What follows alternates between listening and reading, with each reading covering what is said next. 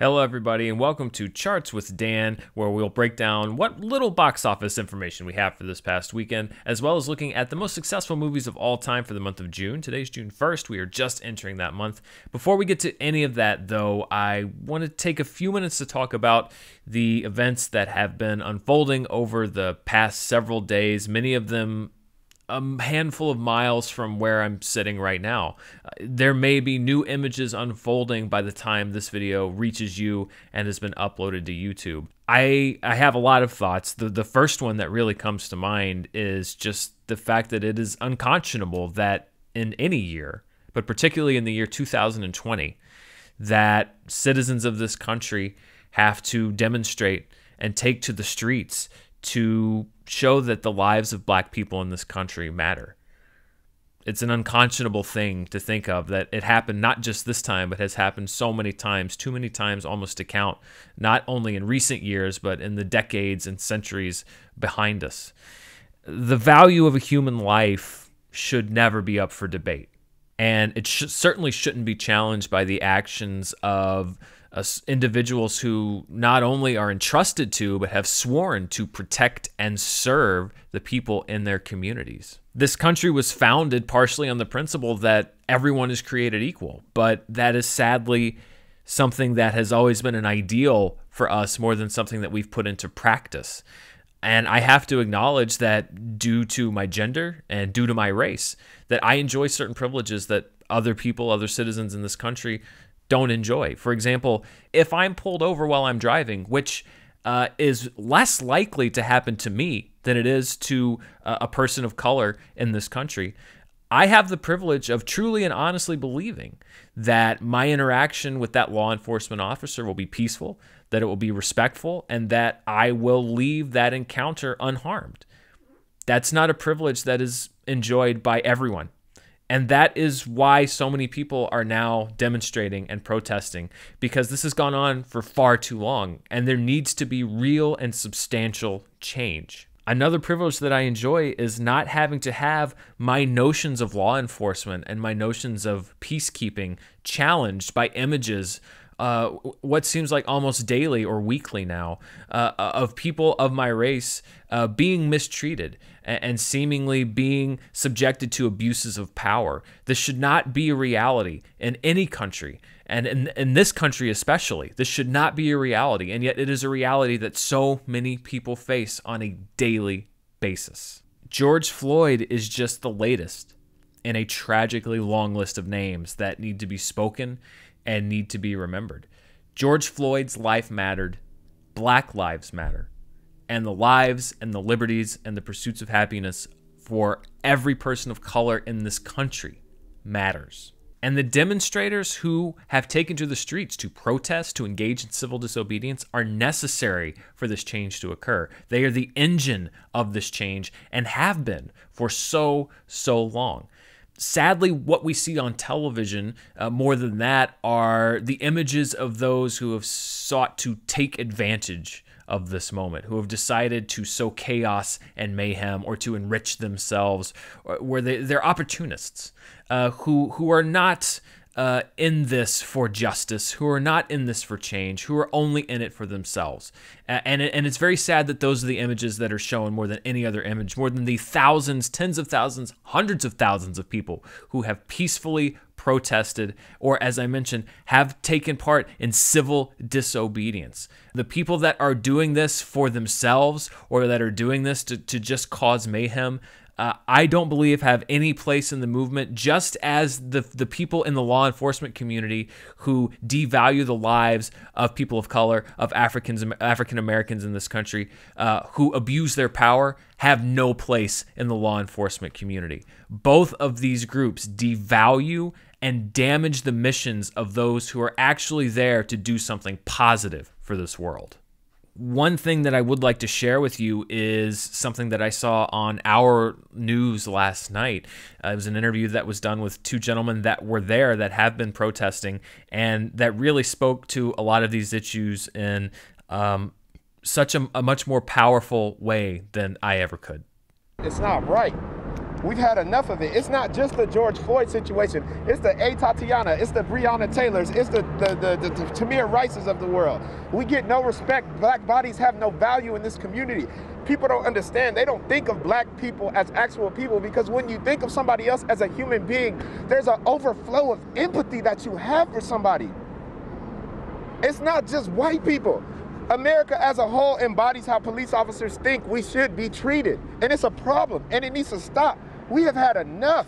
We are out here dying. Absolutely. There may be a small percentage that are taking advantage, but guess what? There's also a small percentage of police officers that take advantage of us every single day, kill us every single day, and don't get anything but a slap on the wrist. Yep. And it's just not gonna happen anymore. Change is coming one way or another. I'm not here to loot. I'm not here to steal a damn thing. I don't need nothing from nobody. What I do need, however, is to make sure my daughter is safe when she's going to school. What I do need to know is young brothers like this right here ain't gonna get their lives taken from them for a misdemeanor crime. For far too long, black lives, trans lives, women's lives, the lives of LGBTQ people, the lives of people of color in this country have been dismissed and devalued, and something has to change. And it can be daunting to figure out where your role in that is going to be. It certainly has been for me, and I've struggled with it. I really have.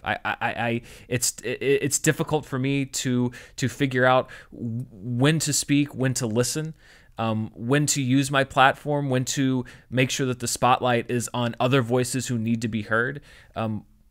One step that I am taking today as this movement evolves is to feature 4 organizations. You can find links to them in the description below. Black Lives Matter, Color of Change, the ACLU, and the NAACP Legal Defense and Education Fund. I am going to match and donate the monetization that comes in from this video to those organizations. So please check those out. And if there are others, I encourage you to find and support organizations that can also help in this fight. There are also 2 works that I'd like to recommend that I have seen and read in the last couple of years that really have opened my eyes to different perspectives and the background and are relevant to what's going on right now. One of them is the movie Blind Spotting, which was directed by Carlos Lopez Estrada and co-written by David Diggs and Rafael Casal. It really does viscerally, for me as a viewer, help me see through the eyes of a perspective that I did not see before, to see the damage and the pain that follows incidents like we're seeing around this country. I think it is a wonderful film and something that people of all races should watch, because it does share such an important cultural perspective. And the other thing I wanted to highlight was a book called Talking to Strangers, which was written by Malcolm Gladwell, which specifically focuses on the case of Sandra Bland, a black woman who was arrested in Texas and later died in police custody. It not only investigates that case, it investigates how we speak to each other, where some of these biases come from. It also goes into modern day policing, the origins of how police do what they do, the over-policing in many cases that can lead to so many encounters between law enforcement and black people, people of color in this country. It is a really fascinating read, and again, something that helped me find a new perspective on what we see and hear on social media and on the news now almost every day. So I went back and forth a lot on whether to even do this show today, and ultimately I decided to do it both to highlight the organizations and to just kind of get my thoughts out there, but also because I think for some people a semblance of normalcy and maybe some form of escape, even if it's just going down box office numbers from 20 years ago, if that helps some people, then I want to be able to help in that way.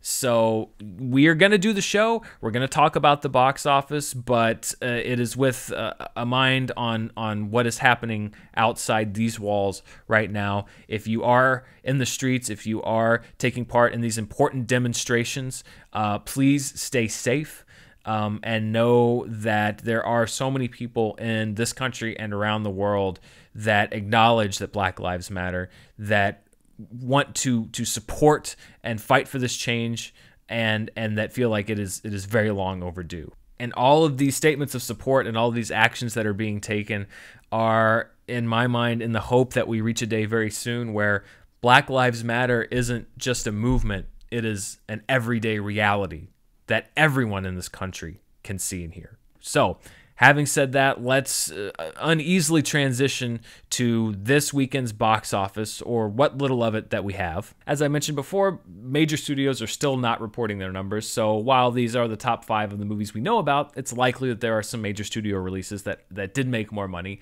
But the top 2 stay unchanged from last weekend. The Wretched and We Summon the Darkness, the top 2 films of movies that are reporting box office numbers as they were last week. And then a couple late entries, Strike, which is an animated film from the UK, and Circles, the Restorative Justice Project, which is a documentary, the only other 2 films currently reporting grosses. However, there were some adjustments to last week's top 5 chart. There were only 2 films on it last week when I did the show. Others reported numbers later, so let's go back to last week's top 5. These were the films that did ultimately report grosses. We have the top 2, they stay the same. Then there were some minimal grosses added for How to Build a Girl and True History of the Kelly Gang, 2 films that have been on the top 5 before. And then The Trip to Greece in just a few theaters drew in some very small grosses. This is the 4th and final Trip to movie with comedians Steve Coogan and Rob Brydon. This follows their TV show, The Trip. And I saw the TV show and I saw the first film and I enjoyed them a lot. I haven't seen the subsequent films, but that movie also available on VOD. So if it's not at one of the, I think, 3 theaters that played it last weekend, you can catch it at home as well. Let's flash back to a previous weekend at the box office. Last week, we went all the way back to Memorial Day. We're going to stay in the mid-90s. We're going back to 1996, the year before last week's flashback, which is Memorial Day of 97, where Mission Impossible was number 1 for a second straight week after it had debuted on Memorial Day of 1996. And then in its 4th week of release, Twister was in second place. It was on its way to a gross of over $235 million domestic. That's close to $500 million in today's money. Twister, a massive hit. I wonder how many people outside of my generation, I was 13 years old, so I was right in the sweet spot for that movie, but I wonder how many people outside of my generation remember Twister. A big movie for me, though, very influential. CG and disaster, which was big in the 90s. Twister, I have a soft spot in my heart for it. It's a big old dumb movie. Also there at number 3, 4, and 5, we had 3 films debuting. Dragonheart with Sean Connery voicing a dragon came in at number 3. That was one of 2 Sean Connery movies that came out that summer, Dragonheart and The Rock. Eddie, starring Whoopi Goldberg, who was playing the owner of the Knicks. And then at number 5 was The Arrival, not to be confused with Denis Villeneuve's Arrival, but also about aliens. That movie starred Charlie Sheen and a particularly good villain turn from the late Ron Silver. That movie was from David Twohy, who would go on to make 3 Riddick films with Vin Diesel. So a lot more aliens in the future for that director. But sadly, I think there were some direct-to-video sequels to The Arrival, or maybe one theatrically. But I remember The Arrival being one of those sci-fi films that was labeled as underrated at the time. I do remember Ron Silver being particularly good in that movie. Let's look at Netflix, the top 10 most viewed movies on Netflix as of today. Adam Sandler at number 1. Actually, Adam Sandler kind of taking the top 3 spots. Uncut Gems, which recently debuted on the service, takes the number 1 spot. I'm very happy to see that because I thought that Uncut Gems was one of 2019's best films. Just Go With It, another Sandler movie there at number 2. That is a weird double feature. Completely different kind of Adam Sandler movie. And then The Wrong Missy, which we talked about last week. That is produced by Happy Madison, which is Adam Sandler's production company. That's there at number 3. Probably a lot of algorithm work going on there.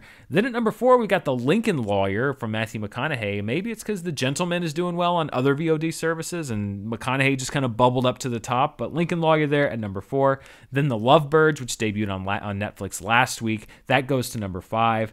Then you have Netflix original film Intuition, followed by Despicable Me, Neja, which we have discussed on this show quite a bit. A landmark, huge hit in China in 2019, animated film, now available on Netflix. This follows The Wandering Earth, which was also available on Netflix and a huge hit a couple of years ago. But Neja hitting the top 10. Then you've got I'm No Longer Here, another Netflix original film. And then Norm of the North, Family Vacation. I believe this is the 3rd film in the Norm of the North series, but I think the other ones have gone straight to VOD or straight to DVD. Only the first Norm of the North actually hit theaters. So that's what people are watching on Amazon, or sorry, on Netflix. Let's jump over to Amazon and see the top 10 on Amazon Video. As was the case last week, Scoob takes up the #1 spot. Actually, the first 2 spots due to different formats. But Scoob, the #1 movie on Amazon Video, followed by Trolls World Tour, Bloodshot, The Greatest Showman, still popular. Knives Out, we talked about this last week. Knives Out has been a very popular VOD movie during the quarantine period that we're going through. Then Jumanji: The Next Level, another popular holdover from the end of last year. Bad Boys for Life, A Beautiful Day in the Neighborhood, which was put on sale for $8.99 purchase on Amazon. That may be why you're seeing it there in the top 10. Then The Gentleman and Fantasy Island. And then going over to iTunes, Scoob not able to hold the #1 spot. That's because The Invisible Man opened up its rental/purchase window. It hit VOD early back when the pandemic first started, but it's now hitting the more traditional window. This is when you probably would have seen, or maybe a little bit later, Invisible Man hitting VOD. But Invisible Man, the #1 movie on Amazon, followed by Scoob. Then Knives Out at #3. Then The High Note, which is from the director of Late Night, a movie that came out last year, Nisha Ganatra, starring Tracy Ellis Ross and Dakota Johnson. That movie was supposed to actually come out theatrically back in May, on May 8th, but was instead went straight to VOD. So that debuts there on the top 10 on iTunes. Then you've got Sonic the Hedgehog, Heat, which may seem weird, but they actually put the movie on sale for $5. That's why you see Heat jumping up there into the top 10. Then The Gentleman, The Way Back, Bad Boys for Life, and Jumanji: The Next Level. So The Rock still doing well on the iTunes charts. So today is June 1st. It's the first day of June. And I decided to go back and look because there's no new movies coming out quite yet. We're going to do our countdown to when they actually will hit theaters. I wanted to look at the most successful June movies of all time, movies that came out in June. What is at the box office, number 10 to number 1? And of course, if I did this by metrics, not adjusting for inflation, then it'd probably be just a bunch of recent films. So yes, of course, I adjusted for inflation to see, of all time, what are the 10 most successful movies released in the month of June. Right in the heart of summer, you see some summer blockbusters. Let's see what those films are, starting with number 10, which is Incredibles 2. Remember that way back to 2 years ago when Incredibles 2 hit theaters, June 15th, 2018. It is currently domestically the 10th highest grossing movie of all time, number 49 when you adjust for inflation. But still, even adjusting for inflation, Incredibles 2 being there at number 10 for the month of June shows you just how successful that movie was. Pixar, they had Onward, which had its box office clipped heavily by the COVID-19 pandemic. And then they've got Soul coming out at some point later this year. It's dated for right now, but we'll see if it holds on to that date. We're still waiting to get final confirmation that Tenet is going to hold on to its date. But Incredibles 2, just 2 years ago, absolutely dominating the summer box office. And number 9 is a movie that actually has a reputation, perhaps to some, for being a box office bomb, and that is Cleopatra, starring Elizabeth Taylor. The movie was actually a massive hit. It did really, really well, as you can see, but it cost so much that it took 20th Century Fox a few years to recoup that investment. It was actually so expensive that it almost bankrupted the entire studio. So Cleopatra is a movie that the reputation comes not from the fact that it didn't do well at the box office. It actually did incredibly well, but it cost so much to make that even this massive box office gross didn't quite recoup the production costs until they sold the TV rights, etc., a few years down the line. Then at number 8 is Ghostbusters, the 37th highest grossing film of all time, if you adjust for inflation. Ghostbusters came out. It was a massive hit. It spawned a cartoon series and a sequel, and that was the last we heard of Ghostbusters. Nothing since then. So we'll just remember Ghostbusters fondly, and that'll be it. Something I do want to mention for all of these films is if you look at the inflation-adjusted lists on different websites, they may look a little different than these numbers. It's because I took the gross from the initial release only. So if a movie like Ghostbusters or if a movie like Cleopatra was re-released later, I'm not including those grosses because they were put out at different times of years, at different inflation rates. So all of these grosses include only the original releases of these films. Moving on to number 7, we have Grease, starring John Travolta and Olivia Newton-John. Grease's adjusted domestic gross actually just above The Avengers, which is pretty crazy when you think about just how successful and how popular that film was. A big movie musical, of course, Sound of Music, which did not come out in June, but one of the top, I think, 5 grossing movies of all time when you adjust for inflation. So movie musicals, while they may not right now be huge box office sensations all the time, were pretty reliable for a while back in the 40s, 50s, 60s, 70s. And then we've got West Side Story coming from Steven Spielberg very soon. We'll see how that holds up. Number 6 is The Lion King, the animated Lion King, the hand-animated Lion King. This is, as I mentioned again, only counts the first domestic release of the film, but even if you only count that, the gross is roughly equivalent to that of Avengers Infinity War. It holds a number of limited release records as well, because The Lion King had a very odd release structure in that it opened in a limited release first for the first weekend, or at least the first few days, and then expanded nationally. It's very odd. It'd be like if Disney did the same thing with Incredibles 2. I think they were just building that prestige. I think Disney knew they had something special, so it was at a small number of theaters, then a very much larger number of theaters. So it set a lot of different box office records for its time, and some that still stand today. At number 5, as we crack the top 5, is Raiders of the Lost Ark. This is just the first Steven Spielberg film to crack the top 10. It's a top 35 movie, even when you only count the money that it made in its initial release. Again, much like Ghostbusters, Raiders of the Lost Ark came out, and then there were 2 sequels, and we never heard from the franchise again. So nothing but fond memories of Indiana Jones. At number 4, Jurassic World, and you've seen the grosses that everything else has. The fact that it is holding its own with these classic films and is even in the top 5 only underscores how successful that movie was when it came out back in 2015. Hard to believe that movie came out 5 years ago. That is crazy. Of course, when it did come out, it set a new opening weekend record. It currently holds the 7th best domestic gross. If you don't adjust for inflation, it's number 7 on the all-time highest grossing film list domestically. So Jurassic World at number 4, and something very closely related to it at number 3, Jurassic Park, the movie that Jurassic World sprung from. Initial gross of $777 million when you adjust for inflation. It is on par earnings-wise with The Godfather and the second Steven Spielberg film in the top 5. And if you like Steven Spielberg, then you're in luck because we hit the right month. Number 2 is E.T. the Extraterrestrial, which came out in June of 1982. Even if you just count the box office earnings from its initial release, no re-releases, none of the 20th anniversary stuff, it would still have cracked the $1 billion domestic mark in today's money. E.T., part of the storied class of 1982. So many incredible movies that came out in 1982. And even when you just look at the summer, movies like Blade Runner and Wrath of Khan, I think The Thing is mixed up in there as well. 1982, a really keystone year, particularly in genre filmmaking, and E.T. leading the way that year. It played for months and months and months. It was number 1 for a record number of weeks, crossing $1 billion.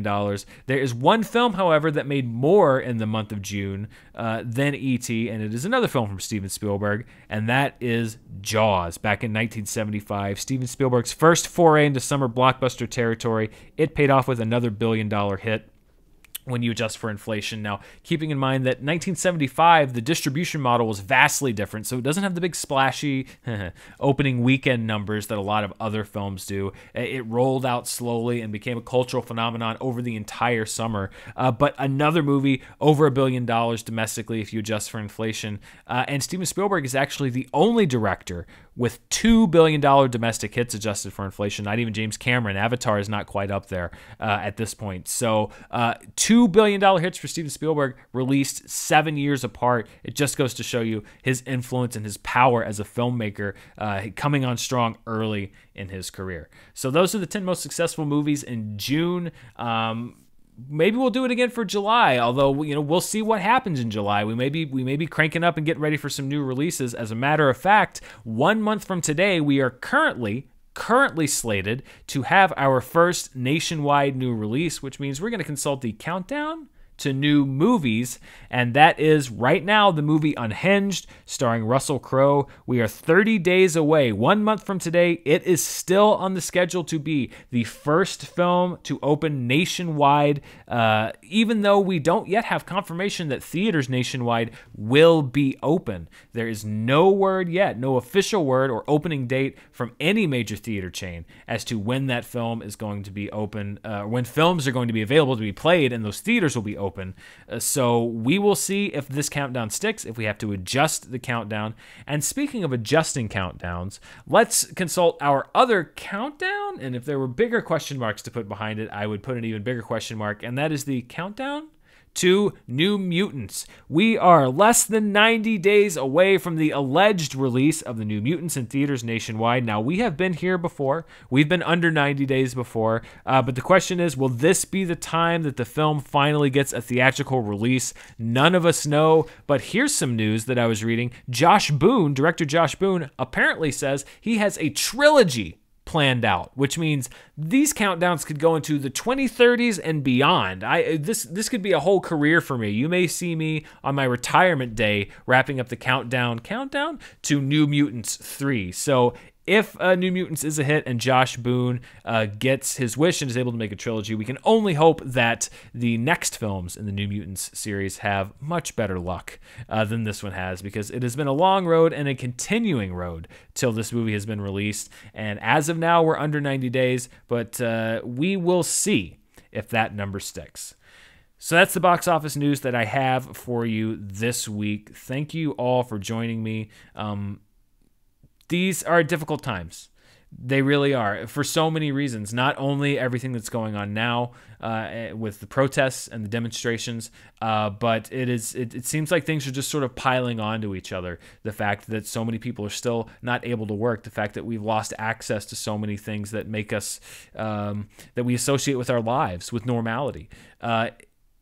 It's easy to get so down and discouraged. And I think we all struggle with it. And so I think the important thing to note is that we are all, or should all, be in this together. And I think that's what a lot of the protests and a lot of the demonstrations are trying to help accomplish. The idea that we should all be in this world together, helping each other out, trying to get through each day together. That is the ultimate goal, and it's certainly something that I would like to see happen in the very near future.